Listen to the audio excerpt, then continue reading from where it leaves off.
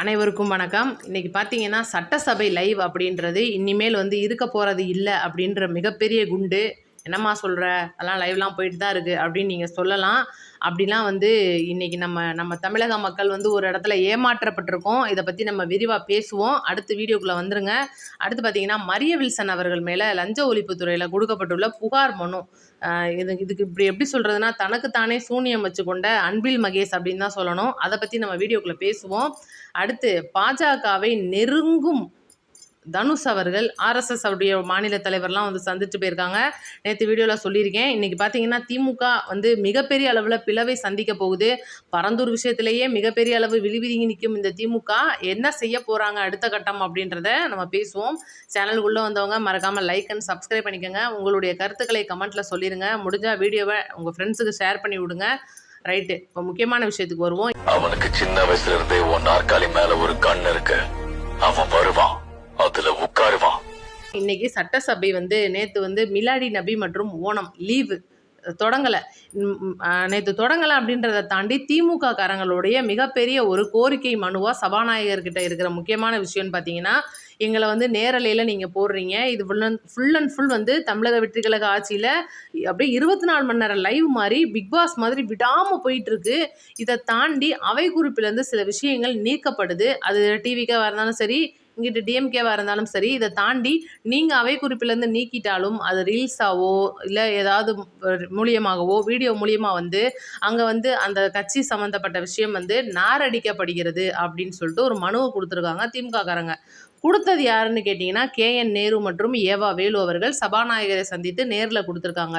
எதுக்குப்பா இதை நம்ம இப்போ பேச போகிறோம்? அவங்களுக்கு என்ன பயம்? இவ்வளோ நாள் என்னதான் ஸ்டாலின் அவர்கள் நேரலையில் கொடுக்க ஆரம்பித்தாலும் அவங்க இஷ்டத்துக்கு கொடுத்தாங்க. கேமராவை எங்கிட்டலாம் வைக்கணும்னு முன்கூட்டியே ஆராய்ச்சிலாம் பண்ணிக்கிட்டு கொடுத்தாங்க. ஆனால் தமிழக வெற்றி கழக ஆட்சியில் அப்படி கிடையாது. தப்பு எங்கே நடக்குதோ, யார் கையை தூக்கிக்கிட்டு ஓடி வர்றாங்களோ, யாருக்கு எங்கே தேவையோ அது முழுக்க முழுக்க இன்னைக்கு லைவ் பண்ணப்படுது.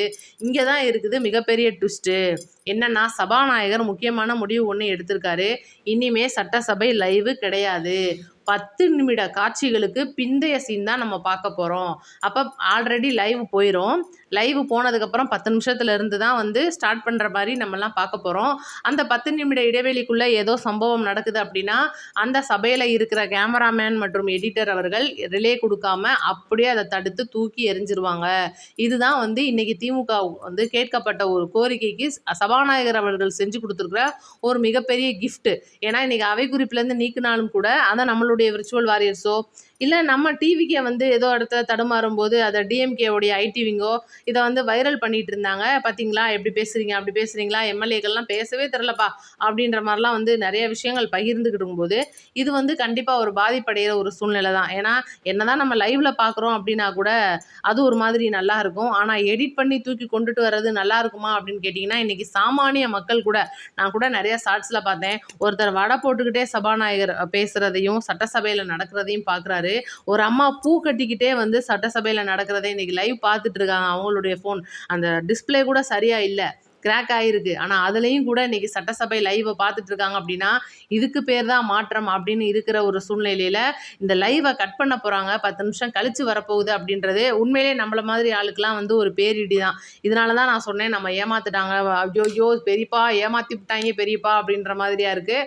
சரி பார்ப்போம் என்ன தான் நடக்க போகுது அப்படின்றத இனிமேல் பார்ப்போம். அடுத்து மரிய வில்சன் அவர்கள் மேலே லஞ்ச ஒழிப்புத்துறையில் கொடுக்கப்பட்ட புகார் மனு என்னன்னு பார்த்தீங்கன்னா, ஆல்ரெடி பள்ளி கல்வித்துறையில் ஏன்னா ஜேபிஆர் கல்வி குழும மருமகன் தான் இன்னைக்கு மரிய வில்சன் அவர்கள். அவர் சட்டசபையில் ஒரு விஷயத்த சொல்லிட்டாரு. நம்மளுடைய முதல்வர் அவர்களோட கையில் இருக்கிற 3 ஃபைலில் ஒரு ஃபைலு இதுக்கு முந்தின ஸ்டாலின் அவர்களுடைய ஆட்சியில் தொடரப்பட்ட பள்ளி கல்வித்துறையோட ஃபைலு. இந்த பள்ளி கல்வித்துறையை பொறுத்த வரைக்கும் அரசகுமார் அப்படின்றவர் 300 கோடி ரூபாய் ஊழல் பண்ணி அதில் அன்பில் மகேஷ் பேரும் அடிபட்டுக்கிட்டு இருக்கு. சிபிசியோடைய விசாரணையில் அவர் உள்ளே இருக்கிறாப்புல அரசகுமார். அப்போ இப்படி இருக்கும்போது இன்றைக்கி அந்த ஃபைல்ஸை ஓப்பன் பண்ண போகிறாங்க அப்படின்றத தாண்டி அமைச்சர் மரிய வில்சன் அவர்கள் ஒரு விஷயத்த சொல்லிடுறாரு.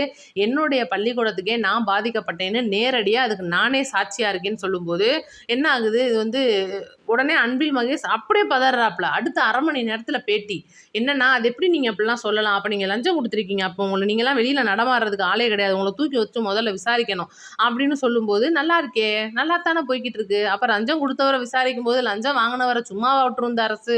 அப்படின்னு யோசிக்கிற இடத்துல வரும்போது, இது வந்து 2, 3 நாளா கான்வர்சேஷனா போயிட்டே இருந்துச்சு. எப்ப இந்த பரந்தூர் நம்மளுடைய முதலமைச்சர் அவர்கள் கைவிடுறேன்னு சொன்னாரோ, அப்ப இருந்து பார்த்தீங்கன்னா, கொஞ்சம் தீப்பிடிக்க ஆரம்பிச்சுருச்சுன்னு சொல்லணும். இன்னைக்கு புகார் மனுவே குடுத்துட்டாங்க.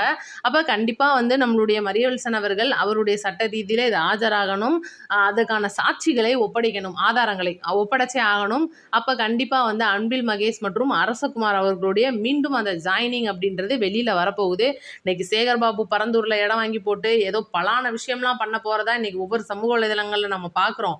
ஆனா எந்த அளவுக்கு அதுல உண்மை இன்னைக்கெல்லாம் பார்த்தீங்கன்னா, ஜி ஸ்கொயர் வந்து அறிவிச்ச மிக முக்கியமான விஷயம். ஜி ஸ்கொயருக்கு பரந்தூர்ல இடமே கிடையாதுப்பா.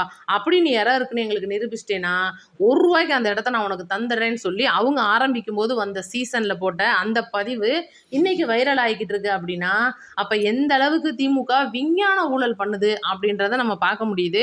இத பத்தி உங்க கருத்த சொல்லுங்க. ஏன்னா, இன்னைக்கு எந்த மாதிரியான விஷயங்கள்லாம் வந்து எடுத்துக்கிட்டு கொண்டு வராங்க. இன்னைக்கு வந்து சிஜேபி அப்படின்ற இந்த காக்ரோச்குள்ள உள்ள நுழைஞ்சு எப்படியாவது குட் மார்னிங்ஸ் வேலைய பார்த்துருவோம்னு திமுக ஒரு பக்கம் நிலையா அப்படி பண்ணிட்டு இருக்காங்க. இங்கிட்டு ஒரு பக்கம் கனிமொழி பார்த்தீங்கன்னா, எப்படியாவது பாஜகக்குள்ள உள்ள புகுந்து மத்திய அமைச்சர் பதவியை வாங்கிருவோம், இங்கிட்டு கட்சியில செயல் தலைவர் பதவியை வாங்கிருவோம்னு போராடுறாங்க. உதயநிதி அவர்கள் பிடிச்ச கொம்பு 3 பிடிச்ச முயலுக்கு 3 காலுன்ற மாதிரி நான் தான் செயல் தலைவர்னு அவர் ஒரு பக்கம் நிற்கிறாரு. கனிமொழி அவர்கள் ஏப்பா சின்ன பையா, நேத்து பிறந்த நீயே செயல் தலைவர் ஆகும்போது கலைஞருடைய நான் வந்து ஒரு வாரிசு, என்னைக்கு நீ தரமாட்டியா, நான் கொஞ்ச நாள் இருந்துக்கிறேன்னு சொல்லிட்டு அந்த செயல் தலைவர் பதவியை தூக்கி போட்டு பந்தாடிக்கிட்டு இருக்காங்க. இதுதான் இன்னைக்கு அறிவாலயத்துல நடக்கிற ஒரு மிகப்பெரிய ஒரு விஷயமாவே போய்கிட்டு இருக்கு. என்னைக்கு இவங்க கட்சிக்குள்ள வெளியில வந்து கட்சிக்குள்ள இருக்கிற சின்ன சின்ன பதவியெல்லாம் பொறிச்சு கொடுத்து மறுபடியும் குளத்தூர்ல ஸ்டாலினை ஜெயிக்க வைக்கணும்னா இன்னும் 2 ஜென்மம் ஆகும் போல. ரைட், இப்ப நம்ம லைட்டா தேமுதிக பக்கம் வருவோம். எனக்கு உண்மையிலே தேமுதிகவை பேசணும்னு கொஞ்சம் கூட விருப்பமே கிடையாது. என்னதான் பெட்டியில தான் வந்து இன்னைக்கு கொண்டுட்டு போய் பெட்டிக்கு கட்சியை அடமான வச்சிட்டாங்க. நம்ம விஜயகாந்த் ஐயாவுடைய ஒரு கட்சி. ஐயா விஜயகாந்த் அவர்கள் ஏழை மக்களின் தெய்வமா வாழ்ந்து மறைஞ்சவர். இதுல என்னன்னா முக்கியமா தம்பிக்கு வந்து இப்ப சமீப காலமா எதுவும் ட்ரைனிங் கொடுத்துருக்காங்களா, இல்ல தம்பி எதுவும் ட்ரைனிங் போயிட்டு வந்திருக்கிறாப்லையான்னு தெரியல. நிறைய விஷயங்கள் மைக்க பார்த்தோன்னே ஆவேசமா கத்துறாரு. அது எப்ப இருந்து கத்துறாருன்னா, விருதுநகர் தொகுதியில தம்பி தோத்தத நம்ம வேட்பாளர் ஒருத்தர் தெரியாம தியேட்டர்ல போட்டாப்ல எம்எல்ஏ. அதுல இருந்து பாத்தீங்கன்னா தம்பிக்கு பயங்கர கோவம் ஆயிப்போச்சு. என்னன்னா, நேத்து ஒரு விஷயத்துல பேசியிருக்காரு. ஆனா, அவர் பேசின மித்த விஷயம்லாம் நான் பேச போறதில்ல. ஒரே ஒரு விஷயம் தான். என்னன்னா, விர்ச்சுவல் வாரியர்ஸ்களா, நாங்கலாம் வந்து நீங்க சொல்றத கேட்டுட்டு போறதுக்கு சாதாரண எதிர்க்கட்சின்னு நெனச்சீங்களாடா? அப்படின்னு சொல்லிட்டு ஒரு மாரியா பேசியிருக்கிறாப்ல. என்னடா இது நல்லா இருக்கே! தம்பி இப்படிலாமா பேசுவாப்ல? இவ்வளோ நாள் எங்க தம்பி இருந்தீங்க நீங்க? இப்படி பேசியுமா நீங்க தோத்து போனீங்க? அப்படின்னு கேட்கும்போது எனக்கு அப்படி தோணுச்சு. ஒண்ணு என்ன தோணுச்சுன்னா, இது வெறும் கேப்டன் ஐயாவுடைய தேமுதிகன்னு நெனச்சீங்களாடா? எப்ப வேணாலும் பெட்டிக்கு எங்கிட்டு வேணாலும் போய் ஒதுங்கி நின்றுக்கிட்டு அறிவாலயத்துல அடிமையா போன தேமுதிகடா அப்படின்னு சொன்ன மாதிரி தான் இருந்துச்சு. ஏன்னா அந்த மாதிரி தான் இருக்குது தம்பியை பார்க்கும்போது. ஆனா தம்பி வந்து அதே மேடையில திமுகவையும் புலந்திருக்காப்லன்னா பார்த்துக்கோங்க. இதுக்கு முன்னால நடந்த அதே தப்பு திருப்பி நடக்குதுங்க. ஊழல் பயங்கரமா நடக்குதுங்க. திமுக காலங்கள்ல எப்படி ஊழல் கொடி கட்டி பறந்துச்சோ, இன்னைக்கும் அதே அரசு அதிகாரிகள் ஊழல் வாங்குறாங்க அப்படின்னு சொல்லிட்டு ஒரு விஷயத்த சொல்லியிருக்கிறாப்ல. உண்மை. ஏன்னா இதில் மறுக்கவே முடியாது. உண்மை தம்பி. ஏன்னா அந்த அரசு அதிகாரிகள் பூரா இன்னைக்கு சட்டையை கழட்டிட்டு வீட்டுக்கு அனுப்புகிற சூழல் வந்து சீக்கிரம் வரப்போகுது. நேற்று கூட நம்மளுடைய வைகோ அவர்கள் சொன்ன அதே விஷயத்தை தான் தம்பி பிரபாகரன் அவர்களும் சொல்லியிருக்காப்புல, விஜய பிரபாகரன். என்ன விஷயம்னா, ஊழல் அப்படின்ற ஒரு இடத்துல வரும்போது இன்னைக்கு வந்து மேல் மட்டத்தில் இருக்கிற அதிகாரிகளை ஈஸியாக நம்ம டிரான்ஸ்ஃபர் பண்ணிடலாம். அடிமட்டத்தில் இருக்கிற இப்போ நேற்று கூட பார்த்தீங்கன்னா டிவிகே நிர்வாகி ஒருத்தர் பத்திரப்பதிவு துறையில் ₹20,000 ஒரு அம்மா லஞ்சம் வாங்கின சொல்லி அந்த விஷயம் வந்து பயங்கரமாக வைரலாக போய்கிட்டு இருக்கு. அப்போ எங்கே லஞ்சம் விளையாடுது அப்படின்னு பார்க்கும்போது லேசாக அடிமட்டத்துக்குள்ளே விளையாடுது. தம்பி கரெக்டாக தானே சொல்லுது, நல்ல தம்பியில் பெட்டியில் அதாவுடைய வளர்ப்பு அப்புறம் எப்படி இருக்கும் அப்படின்னு யோசிக்கிற மாதிரி இருக்குது. அப்படி இருக்கும்போது அந்த ஒரு விஷயம் இப்போ லஞ்சம் ஊழல்லாம் வந்து திமுக ஆட்சி காலங்களில் போடப்பட்ட அதே ஊழியர்கள் இன்னைக்கு அந்த ஊழியர்களுக்கு தான் பணியிட மாற்றம். ஆனால் இந்த பணியிட மாற்றத்தை இப்போ பண்ணக்கூடாது, மக்கள் தொகை கணக்கெடுப்பு போய்கிட்டு இருக்குன்னு இதே மத்திய அரசு நிப்பாட்டி வச்சிருக்காங்க. அப்போ எங்கிட்டு போனாலும் நாங்கள் உங்களுக்கு செக்கு வைப்போம் அப்படின்னு சொல்லிக்கிட்டு இருக்கிற இந்த பாஜக அடுத்து தமிழகத்தில் எந்த மாதிரியான விளையாட்டுகள்லாம் அரங்கேற்ற போகிறாங்க அப்படின்றத நம்ம பொறுத்திருந்து பார்ப்போம். இந்த வீடியோ பற்றின முழு கமெண்ட்டை அதுக்கு தான் சொல்லிடுங்க. நம்ம வீடியோ 4 பேருக்கு ஷேர் பண்ணி விடுங்க. நன்றி, வணக்கம்.